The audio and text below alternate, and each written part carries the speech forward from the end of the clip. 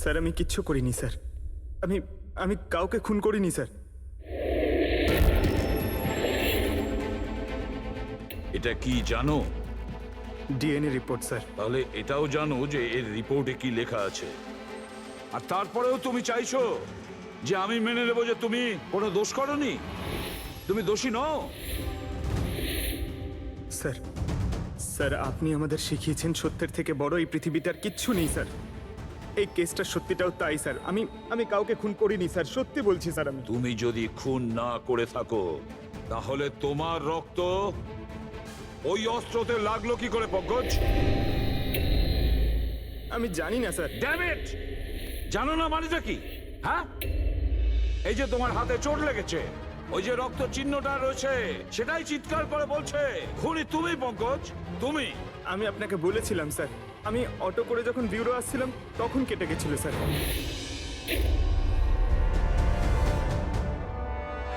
Sir এটাও তো হতে পারে যে কেউ পঙ্কজকে ফাঁসানোর চেষ্টা করছে। পঙ্কজ, যে লোকটা তোমার হাত কেটেছিল হয়তো সেই তোমার রক্তের স্যাম্পল নিয়ে গেছে ক্রাইম সিনে রাখার জন্য। স্যার না স্যার, স্যাম্পল ছিল না ওর কাছে। ও যখন আমার হাত কেটেছিল তখন সঙ্গে সঙ্গে রক্ত বেরোয়নি স্যার। ও চলে যাবার পর আমার রক্ত বেরিয়েছিল।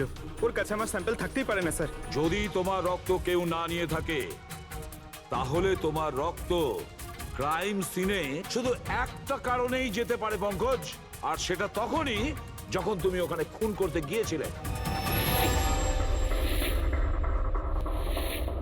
স্যার এ তো অদ্ভুত ব্যাপার। স্যার পঙ্কজ যদি মিথ্যে বলতো, আমাদের বিভ্রান্ত করতে চাইতো, তাহলে তো বলতেই পারতো যে ওর স্যাম্পল কেউ নিয়ে চলে গেছে, কিন্তু ও আমাদের সত্যি বলল। তাহলে ওর সত্যির কি কোনো দাম নেই স্যার? হ্যাঁ অভিজিৎ, সত্যির অনেক দাম আছে, কিন্তু আপাতত এই কেসের একটাই সত্যি। এই খুনের একজনই সাসপেক্ট, আর সে হলো পঙ্কজ।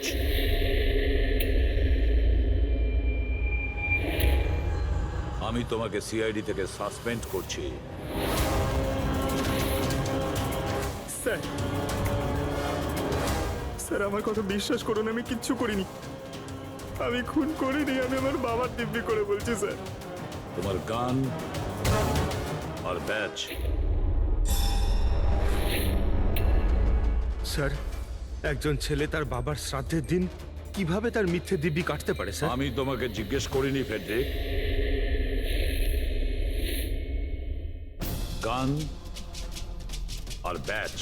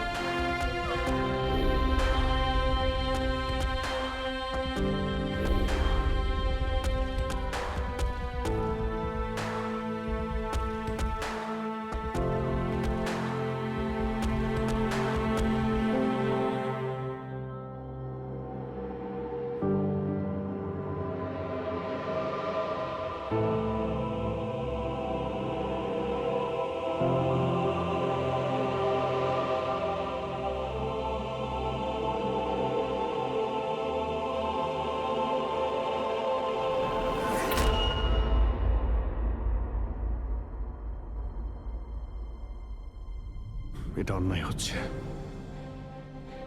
এটা খুবই অন্যায় হচ্ছে। নো অফেন্স স্যার, কিন্তু আপনি আপনি সবসময় আমাদের উপরে এইভাবে সন্দেহ করতে পারেন না স্যার। এটা তুমি কি বলছো অভিজিৎ? কি ভুল বললাম আমি? যখনই কোনো সিআইডি অফিসারকে মিথ্যে ব্লেম দেওয়া হয়েছে, আপনি আমাদের উপর কখনোই ভরসা করেন না। এটা তুমি কি বলছো অভিজিৎ? আমি তোমার কাছে এটা আশা করিনি।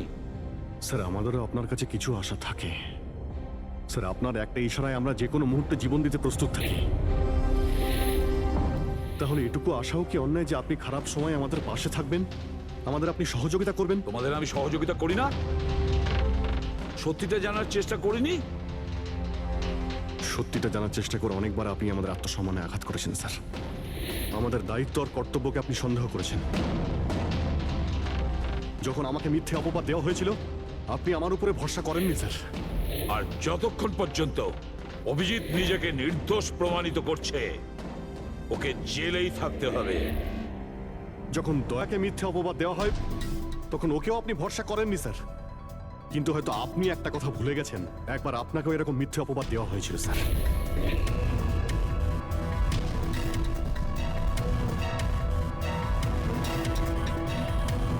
সেই মুহূর্তে আমাদের মধ্যে কেউ আপনাকে সন্দেহ করেনি। আমরা শক্ত দেওয়াল হয়ে আপনার সামনে দাঁড়িয়েছিলাম স্যার, যাতে আপনাকে কেউ ক্ষতি করতে না পারে। তাহলে আমাদের খারাপ সময় কি আপনি আমাদের পাশে দাঁড়াতে পারেন না? অভিজিৎ কোনো অপরাধীর থেকেও বিপজ্জনক একজন ইমোশনাল সিআইডি অফিসার। তুমি ইমোশনাল হয়ে যাচ্ছ অভিজিৎ। আমি তোমাকে এই কেস থেকে সরিয়ে দিলাম।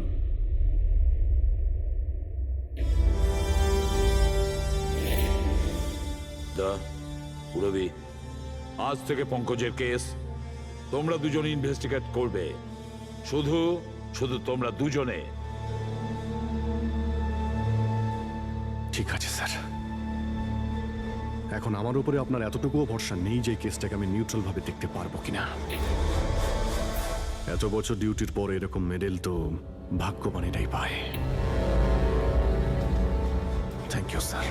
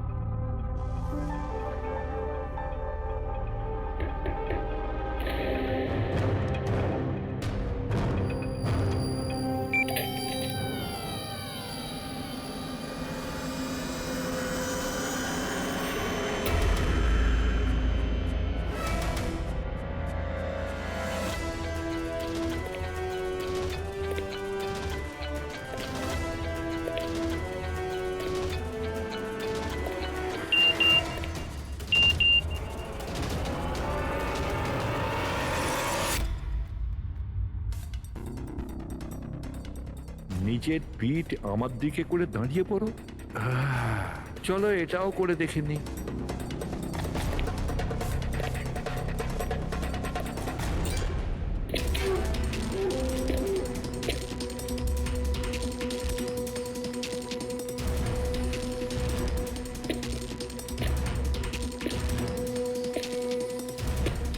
আপনি এসে গেছেন স্যার।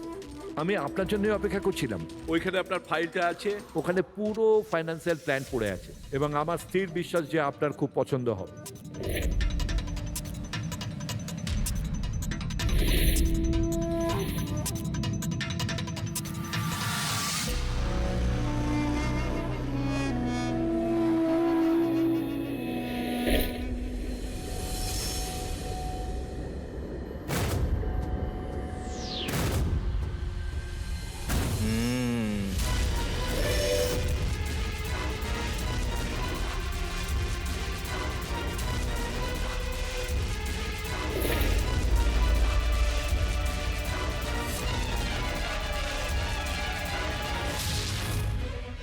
আরে এ তো নকল।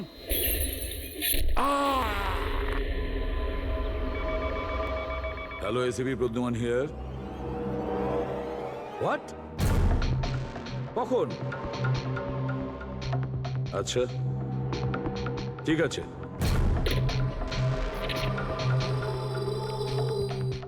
তা অভিজিৎ, বিক্রম বিজয় খুন হয়েছে। বিক্রম বিজয় মানে ওই কেলেঙ্কারি কেসের? হ্যাঁ হ্যাঁ, ওই বিক্রম বিজয় আজও আইনকে ফাঁকি দিয়ে পালাচ্ছিল, আর আজও খুন হয়েছে ওরই বাড়িতে। একদিন না একদিন তো এটা হওয়ারই কথা ছিল স্যার, এত শত্রুও পুষেছে ঘরের মধ্যে। Sir I am really sorry sir, একটু লেট হয়ে গেলাম। কি ব্যাপার পঙ্কজ, কোথায় ছিলে তুমি? স্যার আসলে বাবার শ্রাদ্ধ ছিল আজ, তাই মন্দিরে গেছিলাম পুজো দিতে। ঠিক আছে, আর এটা হাতে কি হয়েছে? আরে স্যার আসতে গিয়ে লেগে গেল, তেমন কিছু না, খুব বেশি লাগেনি স্যার। ঠিক আছে, তৈরি হয়ে নাও, একটা মার্ডার কেস এসেছে। আর শোনো,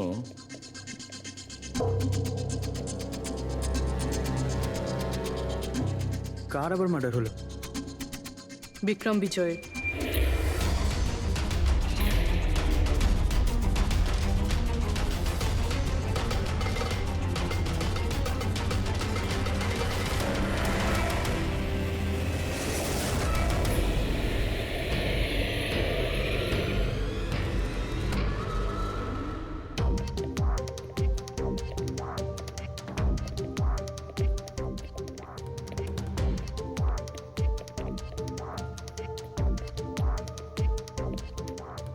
সিআইডি হ্যাঁ, স্যার, আমি গোপাল, বিক্রম স্যারের ম্যানেজার।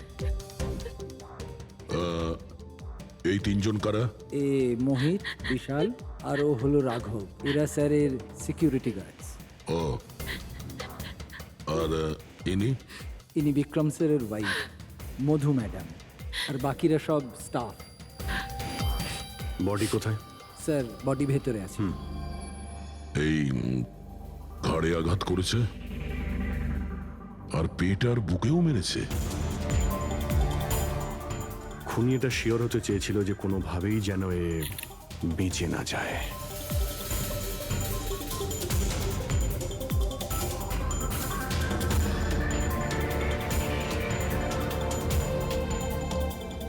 মনে হচ্ছে এটা দিয়ে আঘাত করেছে, এর উপর।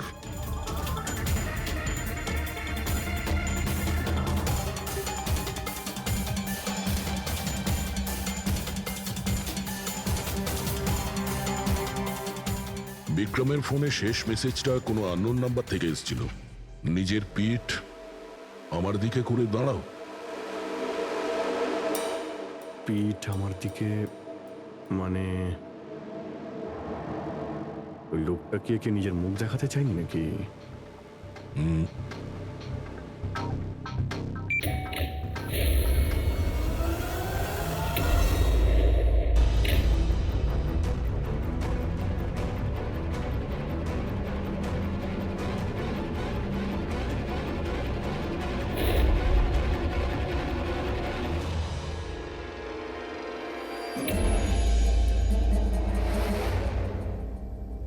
এই দেখুন স্যার, ফুলদানি থেকে আমি কি পেয়েছি, অডিও রেকর্ডিং ডিভাইস।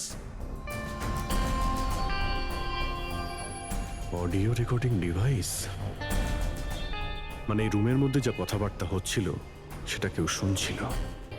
ওর আমি নাম তো জানি না, কিন্তু ও যেভাবে প্রস্তুতি নিচ্ছিল ওটা দেখে তো মনে হচ্ছিল যেন ওনার কোনো বিশেষ ক্লায়েন্ট হবে, আর উনি বিক্রমের সাথে দেখা করতে চাইছিলেন। এই ক্লায়েন্ট বিক্রমের কন্ট্যাক্টে এলো কি করে? স্যার আমার জন্যে ও আগে আমাকে কন্ট্যাক্ট করেছিল।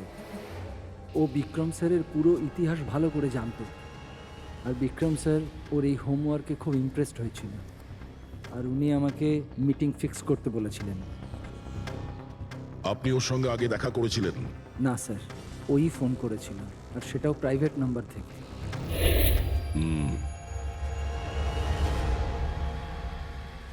তাহলে আপনারা মিটিং এর আগে সবকিছু দেখে নিয়েছিলেন? হ্যাঁ হ্যাঁ স্যার। ওই রুমটা খুব ভালো করে চেক করে নিয়েছিলেন তো? হ্যাঁ। তাহলে এই অডিওর রেকর্ডিং ডিভাইস এটা রুমের মধ্যে এলো কি করে? স্যার এটা কোথায় ছিল? ফ্লাওয়ার পটের মধ্যে। ফ্লাওয়ার পটে? ওটা তো তুই চেক করেছিলিস না মোহিত? আমি চেক করেছিলাম স্যার, কিন্তু আমি এটা ফ্লাওয়ার পটে দেখতে পাইনি। দেখতে পাননি? আগে না। আচ্ছা, কিভাবে তুমি দেখলে না? ব্যুরো চলো, ওখানে সবাই খুব ভালোভাবে দেখতে পায়।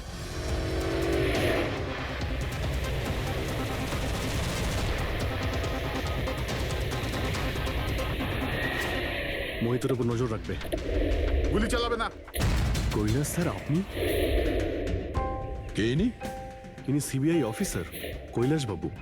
কেমন আছেন স্যার? দারুণ। কি ব্যাপার স্যার, হঠাৎ করে আপনি আমাদের রাস্তা আটকে দিলেন? অভিজিৎ, আমার ওই লোকটাকে চাই যে তোমাদের সিআইডির গাড়িতে বসে আছে। মোহিত? ও ও আমাদের অপরাধী স্যার, ওকে আমরা ব্যুরোতে নিয়ে যাচ্ছি ইন্টারোগেট করার না জন্য। অভিজিৎ, ও অপরাধী নয়, ও একজন সিবিআই অফিসার। কি বলছেন আপনি? এই মোহিত সিবিআই অফিসার? কিন্তু স্যার, এ তো ওই বিক্রমের ওখানে গার্ডের চাকরি করছিল। দেখাবার জন্য, সত্যিটাকে লুকোবার জন্য।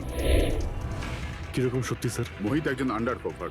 ও আমার কথাতেই ওখানে ডিউটি করছিল, আর আমার কথাতেই ও বিক্রমের ওখানে রেকর্ডিং ডিভাইসটা লাগিয়েছিল। আর এই কারণে কিছুই বলতে হচ্ছিল না। আন্ডার কভার মরে যাবে, কিন্তু প্রোটোকল ভাঙবে না। না ঠিক আছে স্যার, ওই অ্যাকচুয়ালি কিছু জিজ্ঞাসাবাদ তো করতেই হবে, খুনের ব্যাপার তো, জাস্ট জেনারেল জিজ্ঞাসাবাদ। আর আমরা ওই অডিও রেকর্ডিংটা পেতে পারি স্যার? আমরা জানতে চাই যে খুনি আর বিক্রমের মধ্যে কি কথা হয়েছে। আপনি এসে গেছেন স্যার, আমি আপনার জন্য অপেক্ষা করছিলাম। ওইখানে আপনার ফাইলটা আছে, ওখানে পুরো ফাইন্যান্সিয়াল প্ল্যান পড়ে আছে এবং আমার স্থির বিশ্বাস যে আপনার খুব পছন্দ হবে। এটা নকল। আরে, মনে হচ্ছে এই বিক্রম বিজয় খুনিকে চেনে, সেই কারণে খুনি ওকে নিজের মুখ দেখতেই দেয়নি। আর যখন বিক্রম জানতে পারে যে যে টাকাগুলোকে দেওয়া হয়েছে সেগুলো নকল, তখন সে বিক্রমকে খুন করে আর ব্যাগ নিয়ে চলে যায়। একটা কাজ করি আমরা, এই মোহিতকে, আন্ডার কভার পুলিশকে কিছু জিজ্ঞাসাবাদ করি। আই এম সরি স্যার, এই কেসটা এখনো বন্ধ হয়নি। এই জন্য আমি যদি আপনাদের এর থেকে যদি কিছু বেশি বলি তাহলে প্রোটোকল ভাঙা হবে, হুইচ আই ডোন্ট ওয়ান্ট। দেখো মোহিত, আমি তোমার প্রোটোকলকে রেসপেক্ট করি। এমন তো কিছু পেয়েছো তোমার ইনভেস্টিগেশন চলাকালীন যেটা হয়তো তোমার প্রোটোকলের মধ্যে পড়ে না, আর সেই জন্য তুমি আমাদের কিছু বলতে পারো। কিছু তো একটা বলবে যে সূত্র ধরে আমরা খুনি পর্যন্ত পৌঁছতে পারি। আমি আপনাদের শুধু এটা বলতে পারি যে গত কয়েক বছর ধরে সিবিআই এই বিক্রমের পিছনে পড়েছিল। আজ থেকে 15 বছর আগে, সাল 2002-তে সিবিআই এক আন্ডার কভার অফিসারকেও বিক্রমের পিছনে লাগিয়েছিল কিছু বিশেষ প্রমাণ জোগাড় করতে, কিন্তু কিছু পাওয়া যায়নি। আর আনফর্চুনেটলি আমাদের এই অফিসার মারা যান। এক মিনিট, নাম কি ছিল এই অফিসারের? ইন্সপেক্টর অধিরাজ।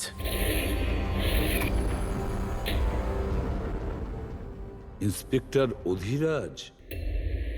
এই বোতলে যে রক্তটা আছে, এই রক্তে বিক্রমের ডিএনএ ছাড়াও অন্য কারো ডিএনএ আছে। বিক্রমের ডিএনএ ছাড়াও অন্য কারো ডিএনএ আছে? তুমি বলতে চাইছো অন্য কেউ ছিল? কে ছিল সালুকে? ক্রিমিনাল ডাটাবেসের সঙ্গে কম্পেয়ার করে দেখেছিলে, ম্যাচ করে দেখেছিলে তুমি? তার দরকার পড়েনি। প্রয়োজন ছিল না কি বলছো সালুকে? সেটা কার ডিএনএ? ওই ডিএনএ হ্যাঁ, পঙ্কজের। হোয়াট? ওই ডিএনএ পঙ্কজের? আমাদের পঙ্কজের? আমাদের পঙ্কজের। এটা কি করে হতে পারে?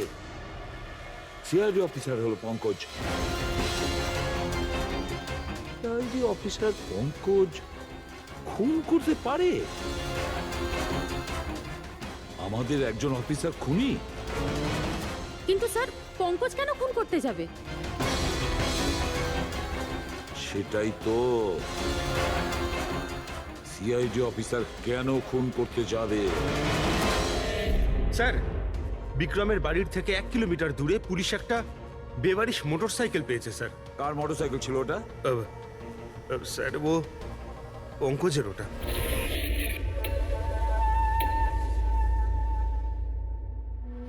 ভাবছিলাম তাই। তার মানে পঙ্কজের বাইকটা পাওয়া গেল ওখানে, আর আপনাদের কারুর অবাক লাগলো না? ফ্রেডি, বিক্রম বিজয় যে মারা গেছে আজ 15 বছর আগে, অধিরাজ বাবু পঙ্কজের বাবা একটা আন্ডার কভার কব বডিগার্ড সেজে বিক্রম বিজয়ের বিরুদ্ধে প্রমাণ জোগাড় করছিল, আর সেই কারণে ও মারাও গেছে। তার মানে স্যার পঙ্কজ এটা ভাবে যে পঙ্কজের বাবার মৃত্যুর পিছনে এই বিক্রম বিজয়ের হাত রয়েছে, আর এই জন্য ও ওর বাবার মৃত্যুর প্রতিশোধ নেবার জন্য।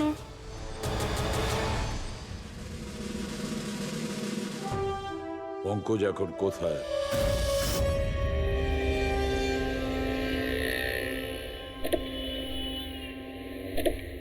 আরে স্যার, আপনারা? আরে এই প্রশ্নটাই তো আমরা তোমাকে জিজ্ঞেস করছি। তুমি এখানে কি করছো? তুমি তো অসুস্থ ছিলে। আরে স্যার, বাইক চুরি হয়ে গেছিল আমার। এই সামনের থানাতেই রিপোর্ট লেখাতে এসেছিলাম। এই দেখুন। আমরা জানি তোমার বাইকটা কোথায়। আপনারা কি করে জানলেন স্যার? তোমার বাইক বিক্রম বিজয়ের বাড়ির কাছে পেয়েছি। সেই বিক্রম বিজয় যে তোমার বাবার খুনি। যখন বিউরোতে এসিপি স্যার বলল যে বিক্রম বিজয়ের খুন হয়েছে, তখন তুমি জানতে না ওই বিক্রম বিজয়? হ্যাঁ স্যার। আরে তাহলে তুমি বিউরোতে কেন বললে না? তোমার বলা উচিত ছিল যে বিক্রম বিজয়ই তোমার বাবার খুনি। স্যার, বাবার শ্রাদ্ধ ছিল স্যার। মন্দির থেকে ব্যুরো আসছিলাম, ওনার ব্যাপারেই ভাবছিলাম, আর কিছু খেয়াল ছিল না স্যার। একদম কিছু মাথায় আসছিল না, বুঝতেই পারছিলাম না কি করব। আর এই যে তোমার হাতটা কাটা, এক্স্যাক্টলি কি হয়েছিল? স্যার, এটা তো মন্দির থেকে যখন আমি অটোতে ফিরছিলাম।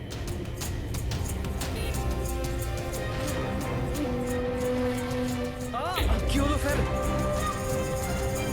তাহলে একজন অচেনা লোক আঘাত করে চলে গেল, হ্যাঁ? এমনি অকারণে? স্যার, আমি জানি বিশ্বাস করাটা একটু কঠিন, কিন্তু এটাই সত্যি। আচ্ছা পঙ্কজ, তুমি সবসময় তো বাইকে করে বিউরোতে আসতে, হঠাৎ তুমি অটো করে কেন এলে? হঠাৎ করে না স্যার, আমার বাইক তো দুদিন ধরে খারাপ হয়ে রয়েছে। তাহলে তোমার খারাপ হয়ে যাওয়া বাইকটাকেও নিয়ে গেল, সে ওটাকে রিপেয়ার করলো, আর ঠিক হয়ে যাওয়ার পর ওটাকে একটা ফাঁকা জায়গায় ফেলে দিয়ে এলো, তাও কাকতালীয় ভাবে এমন একজনের বাড়িতে ফেলে দিয়ে এলো যার আজই খুন হয়েছে, আর যে তোমার বাবার খুনিও। স্যার, আপনারা আমাকে সন্দেহ করছেন? আপনাদের মনে হচ্ছে ওই বিক্রম বিজয়কে আমি মেরেছি?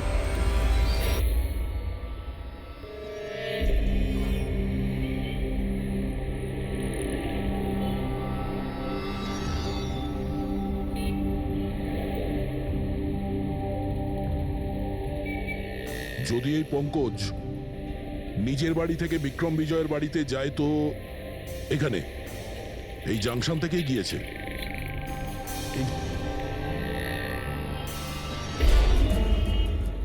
স্যার, সিগন্যালে সিসিটিভি ক্যামেরা রয়েছে। এই সিসিটিভি ক্যামেরার ফুটেজ থেকেই আমরা জানতে পারবো যে পঙ্কজ ওই বাইকে করে এখান থেকে গিয়েছিল নাকি ওটা অন্য কেউ ছিল।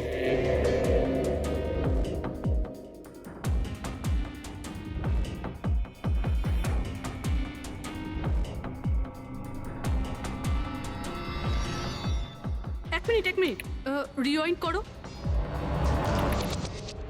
পজ করো। স্যার, এই দেখুন, একে পঙ্কজের মতনই দেখতে লাগছে না? বাইকের নাম্বার হলো XYA 4784। স্যার, পঙ্কজের বাইকের নাম্বারও এটাই। পুরবি, এই পঙ্কজ এতটা তো ভুল করবে না যে একটা অপরাধ করতে যাওয়ার আগে রাস্তায় আর একটা অপরাধ করবে, সিগন্যাল ভাঙা। নিশ্চয়ই কেউ আছে যে পঙ্কজকে ফাঁসাতে চাইছে, আর সেই কারণে ও সিগন্যালটা ভেঙেছে, যাতে আমাদের যে সন্দেহটা আছে পঙ্কজের উপর, ওটা আরো মজবুত হয়। কিন্তু স্যার, পঙ্কজকে কে ফাঁসাতে চাইবে? হতে পারে ওর কোনো পুরনো শত্রু। স্যার, আমার এমন কোনো পুরনো শত্রু নেই যে আমাকে ফাঁসানোর জন্য এরকম কিছু করবে স্যার। পঙ্কজ, খুব ভালোভাবে চিন্তা করো, কেউ তো হবে। না স্যার। যদি তোমার কোনো শত্রু না থেকে থাকে, তাহলে এই খুন তুমিই করেছো। তুমি নিজের বাবার মৃত্যুর প্রতিশোধ নিয়েছো তুমি, আর সেটাও ওনার মৃত্যুবার্ষিকীতে। স্যার, আমার প্রতিশোধ নেবার কোনো মেন্টালিটি নেই স্যার। আমি খুনি না স্যার, আমি একজন সিআইডি অফিসার। যতদূর বাবার কথা স্যার, আমি তো ওনাকে ভালো করে দেখিও নি। স্যার আমার তো এমন কিছু মনেও নেই যে উনি আমাদের সঙ্গে কখনো টাইম স্পেন্ড করেছেন বা আনন্দ করেছেন। স্যার উনি হয়তো কখনো ভাবতেনও না যে ওনার একটা ছেলে আছে যার ওনাকে প্রয়োজন। তার মানে হলো তোমার বাবার সঙ্গে তোমার সম্পর্ক ভালো ছিল না? স্যার উনি একজন আন্ডারকভার কপ ছিলেন, বেশিরভাগই নিজের কাজে ব্যস্ত থাকতেন। বাড়ি, সংসার, সন্তান, পরিজন সেসব নিয়ে উনি কোনোদিন মাথায় ঘামাননি। আমাকে শুধু আমার মাই মানুষ করেছেন স্যার। কিন্তু তাও বলছি পঙ্কজ, তোমার নিজের বাবার সাথে কোনো না কোনো স্মৃতি তো জড়িয়ে থাকবে না? কিছু মনে আছে? শুধু স্যার এইটুকুই মনে আছে আমার স্যার, আমাকে উনি মেলায় ঘুরতে নিয়ে যেতেন, কিন্তু মেলায় নিয়ে যাওয়ার আগে উনি আমাকে হসপিটালে নিয়ে যেতেন প্রতিবার। কি? হসপিটালে? ওটা কেন? হয়তো ছোটবেলায় আমি খুব অসুস্থ থাকতাম, আর উনি হসপিটালে নিয়ে যেতেন, আর আমার খুব ব্যথা লাগতো স্যার। যন্ত্রণা? পঙ্কজ, কোথায় যন্ত্রণা হতো? স্যার পিঠে, এখানে স্যার। পিঠে? পঙ্কজ, ডাক্তার পিঠে কি করতো? না স্যার, তেমন কিছু মনে পড়ছে না স্যার। মনে করো পঙ্কজ, মনে করো কি করতো? তোমার পিঠে ইঞ্জেকশন দিত বা পিঠের থেকে রক্ত বার করতো? কি করতো মনে করো? Sir sir sir drill machine দিয়ে কিছু করতো হসপিটালে। কি বলে? ড্রিল মেশিন দিয়ে? আর তারপরে তোমার পিঠে যন্ত্রণা হতো? খুব ব্যথা করতো স্যার, আমি তো এক সপ্তাহ ঠিক করে বসতে পারতাম না। আর তারপর বাড়ি যাবার পর তোমার ঘুম পেত, অদ্ভুত কিছু মনে হতো, মাথা ঘুরতো? হ্যাঁ স্যার। স্যার মেলায় যখন আমি ঘুরতে যেতাম তখন ঘোরের মধ্যে থাকতাম স্যার, সারাক্ষণ মাথাটা ঝিমঝিম করতে আর ঘুরতো স্যার। কিন্তু স্যার এই কথাটার কেসটার সাথে কি সম্পর্ক? সম্পর্ক আছে বস। আমার মনে হচ্ছে এর বাবা এর খুব কম বয়সে এর বোন ম্যারো ডোনেট করে দিয়েছিল। কিন্তু স্যার বাচ্চাদের বোন ম্যারো ডোনেট করা তো বেআইনি কাজ। বেআইনি কাজ, কিন্তু আমার মনে হচ্ছে বস টাকার জন্য বা যে কোনো কারণেই হোক ওই ডক্টর এর বাবার জন্য এই সমস্ত করেছে। সেটা বুঝলাম স্যার, কিন্তু আমি এখনো এটা বুঝতে পারছি না যে ওই ঘটনাটার এই কেসের সাথে কি সম্পর্ক। কানেকশন এইটা পুরোপুরি, যখন কাউকে বোন ম্যারো ডোনেট করা হয়ে থাকে তখন যাকে বোন ম্যারো ডোনেট করা হয়েছে সেই ব্যক্তির হিউম্যান কাইমারিজম হয়ে যায়। হিউম্যান কাইমারিজম? এটা কি ডক্টর সালুখে? মনে করো যে লোকটাকে বোন ম্যারো ডোনেট করা হয়েছে সেই ব্যক্তিটির শরীরে দুটো ডিএনএ তৈরি হয়ে যায়। একটা ডিএনএ সেইটা যেটা ওর নিজের অরিজিনাল, আর দ্বিতীয় ডিএনএটা তার যার বোন ম্যারো তাকে ডোনেট করা হয়েছে তার। তার মানে ডক্টর, পঙ্কজের বোন ম্যারোটা যে পেয়েছে তার রক্তেও এই পঙ্কজের ডিএনএ আছে? এক্স্যাক্টলি দয়া বস, আমার মনে হচ্ছে সেই ব্যক্তিটা একটা বিশেষ লোক যার জন্য পঙ্কজের বাবাই কাজ করেছিলেন। এমন কোন বিশেষ লোক যে পঙ্কজের বাবা ইন্সপেক্টর অধিরাজের খুব কাছের মানুষ ছিলেন, আর তার মৃত্যুর প্রতিশোধ নিতে গিয়ে ও একটা খুন করে বসে। কিন্তু কে?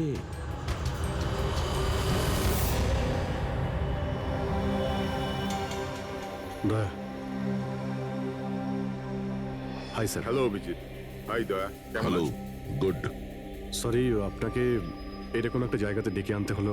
অভিজিৎ, যে ইনফরমেশন তোমার দরকার ছিল সেটা না সিআইডি অফিসে দেওয়া যেত না আমার অফিসে? থ্যাংক ইউ স্যার আমাদের সাহায্য করার জন্য। স্যার পঙ্কজ একজন সৎ অফিসার, আর যদি আপনার সাহায্য পেয়ে আমরা নিরাপরাধ প্রমাণ করতে পারি। অভিজিৎ, তোমার মনে আছে এক বিপজ্জনক অপরাধী ছিল রাকা, তাকে ধরতে তুমি আমাকে সাহায্য করেছিলে। তা ধরে নাও আমি সেটারই ঋণ মেটাচ্ছি। এসব আপনি কি বলছেন স্যার? অ্যাকচুয়ালি আমাদের পঙ্কজের বাবা ইন্সপেক্টর অধিরাজের ব্যাপারে কিছু ইনফরমেশন চাই, যতটা আপনি দিতে পারবেন। আপনি কাজ করেছেন না ইন্সপেক্টর অধিরাজের সঙ্গে? হ্যাঁ দয়া, অধিরাজ খুবই সৎ ইন্সপেক্টর ছিল আর সাহসীও। আমার তো এটা বলতে গর্ব হয় যে আমরা একসাথে কাজ করেছি। স্যার অ্যাকচুয়ালি আমরা এটাই জানতে চাই যে ওনার আন্ডারকভার মিশনের সময় ওনার সঙ্গে কারো কি কোনো গভীর সম্পর্ক হয়েছিল? আই মিন কোনো নতুন পরিবার সেরকম কিছু? অভিজিৎ, এই যে আন্ডার কভারদের যে দুরকম জীবন হয়, খুব কঠিন হয় সেটা সামলানো। এই পুলিশেরাও তো মানুষ হয় নাকি, আর তাদেরকেও সেই সীমাটা পেরিয়ে যেতে নেই যেটা ও পেরিয়ে গিয়েছিল। মানে ওনারও কারোর সঙ্গে ভালোবাসা হয়েছিল? ওনারও কোনো অন্য পরিবার ছিল? হ্যাঁ, অধিরাজের দ্বিতীয় স্ত্রী বাচ্চা জন্ম দিতে গিয়ে মারা গিয়েছিল। ও, আর অধিরাজ বাবুর মৃত্যুর পর এই দ্বিতীয় বাচ্চাটার কি হয়েছে?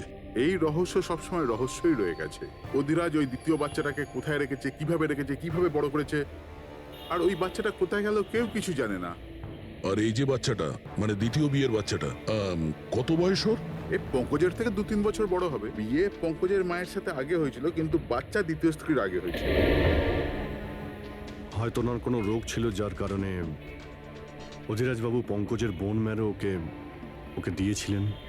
নিজের বাবার মৃত্যুর প্রতিশোধ নিতে হতে পারে খুনটা পঙ্কজের সৎ ভাইই করেছে। আর এখন প্রশ্ন এটাই যে পঙ্কজের এই সৎ ভাই কে সে, আর এখন কোথায়? আমার কিছু কিছু আইডিয়া হচ্ছে যে ওর সঙ্গে ঠিক কি হতে পারে। দেখুন স্যার, আমাদের আরো একটা সাহায্যের খুব প্রয়োজন। এই আন্ডারকভার মিশনের সময় আপনাদের সঙ্গে আর কারা কারা ছিলেন তার সবার ইনফরমেশন চাই, আর অধিরাজ বাবুর ডিটেলস। অভিজিৎ, এটা একটু মুশকিল হবে। জানি স্যার, এটা খুবই কঠিন, কিন্তু কাউকে নির্দোষ প্রমাণ করতে হবে। আপনি আমাদের উপরে বিশ্বাস রাখতে পারেন, সমস্ত ইনফরমেশন আমাদের কাছেই থাকবে। ভাই, কতক্ষণ আর অপেক্ষা করতে হবে? এ লোক সময় আসে না কেন?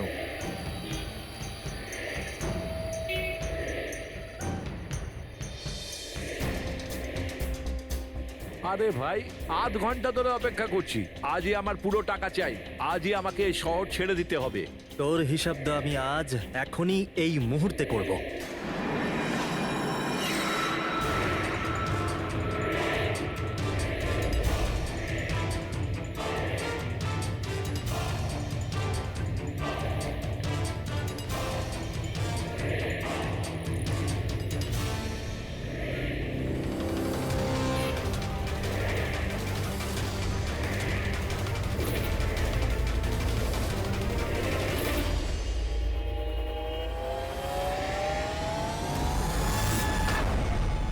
তোর অ্যাকাউন্ট সিআইডি বন্ধ করবে।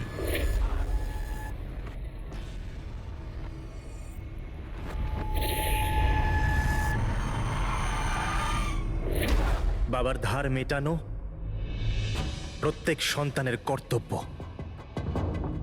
আর যে ছেলে এটা করে তাকেই ভালো ছেলে বলা হয়, আর সেটা হলাম আমি। তুমি তো কিছু করনি, আমি নিয়েছি আমার বাবার মৃত্যুর বদলা।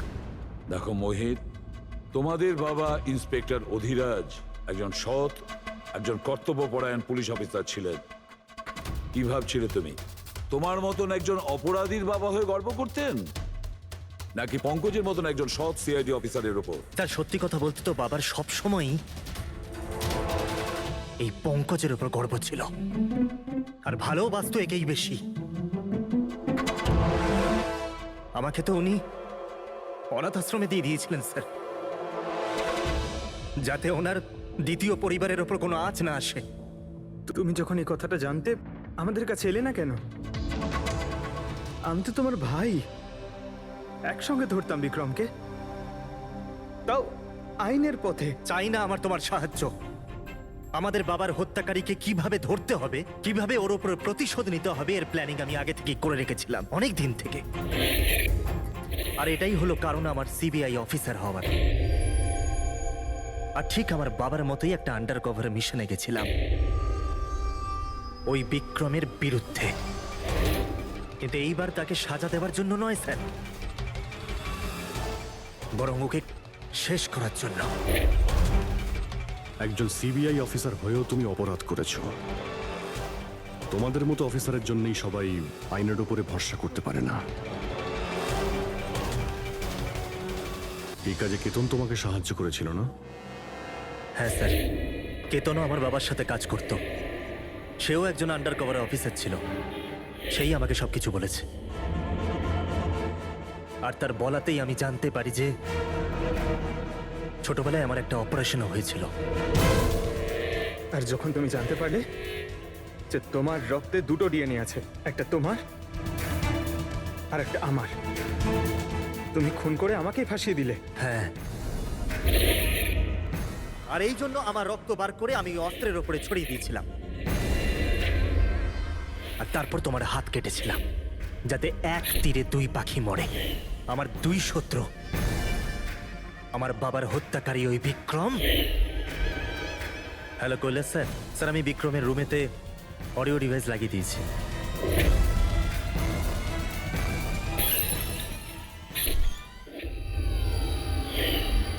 আর তুমি আমাকে এত ঘৃণা করার কারণ কি ভাই? কেন করবো না বলো তো? আজ পর্যন্ত সবকিছু তুমি পেয়েছো। আমাদের বাবার নাম, ওনার ভালোবাসা, ওনার সম্মান, সবকিছু। আর দুঃখের বিষয় তো এটা যে এত কিছু পাওয়ার পরেও তোমার এতটুকু হুঁশ ছিল না যে আমাদের বাবার হত্যাকারী কে। স্যার, আজকে যদি আমি না হতাম তাহলে আমাদের বাবার হত্যাকারী আজও বেঁচে থাকতো এবং ঘুরে বেড়াতো। আর তুমি কি পেলে মোহিত? জেল। আর খুন করে তোমার বাবা কি পেল? মরার পরে লজ্জা। স্যার, একটা প্রশ্ন করতে পারি আপনাকে? আপনারা আমার কাছে পৌঁছলেন কি করে? কারণ আমি এতটুকুও ভুল করিনি সমস্ত প্রমাণ পঙ্কজের বিরুদ্ধে করতে। সেটা তো আমরা জানতাম যে পঙ্কজ এ কাজ কোনোদিন করতে পারে না। আর বাকি রইল তোমার অবধি পৌঁছানোর। যখন আমরা দুটো ডিএনএর খোঁজ পেলাম, আমরা তোমার বাবা ইন্সপেক্টর অধিরাজের ব্যাকগ্রাউন্ড চেক করলাম। সেখান থেকেই আমরা জানতে পারি যে ওনার আরো একজন ছেলে আছে, তুমি। ব্যাস, আমরা সেই ছেলের ঠিকুজি খুঁজে বার করলাম তোমার। আর পুরো ব্যাপারটা ছবির মতন পরিষ্কার। অনেক ভুল করেছো তুমি মোহিত, মস্ত বড় ভুল করেছো। আইন তোমাকে কঠোর থেকে কঠোরতম শাস্তি দেবে।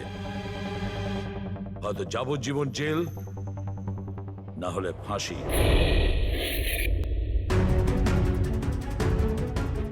ফ্রেডরিক,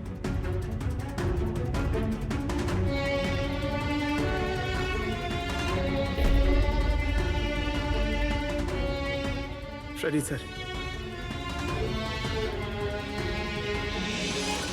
আমি জানি তোমার মনে শুধু আমার প্রতি ঘৃণাই আছে, কিন্তু আমি সত্যি জানতাম না আমার কোনো ভাই আছে।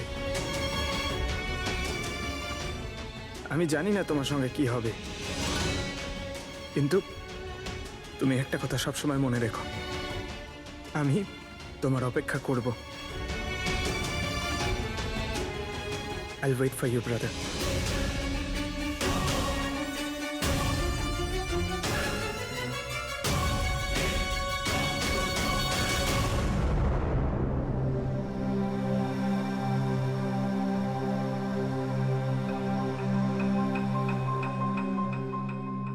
পঙ্কজ, দেখো, তোমার যে ভালো দিকটা আছে না, সেটা কিন্তু বাঁচিয়ে রাখবে খুব ভালো করে।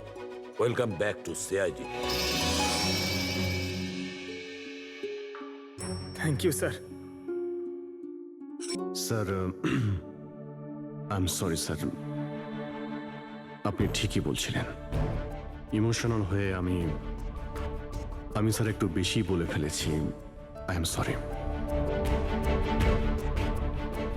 দেখো অভিজিৎ, তোমরা সবাই আমার কাছে শুধু সিআইডি অফিসার নও, তোমরা আমার গর্ব, আমার আত্মবিশ্বাস, তোমরা আমার শক্তি। তোমরা আর এসিবি প্রদ্যুমান আজ পর্যন্ত নিজের শক্তিকে সন্দেহ করেনি, না কোনোদিন করবে। সময় তো সব সময়ই মানুষের পরীক্ষা নেয়, কিন্তু কর্তব্যের পথে চলার সময় যদি নিজের